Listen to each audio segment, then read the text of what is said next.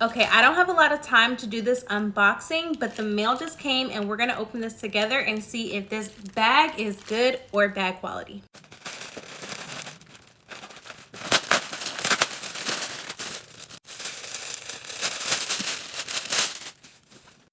First impressions from opening, it smells like some quality, okay?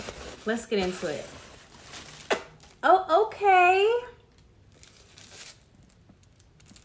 Y'all, I know they didn't. I know they didn't. Please, I'm so mad because I wanted to like this so bad.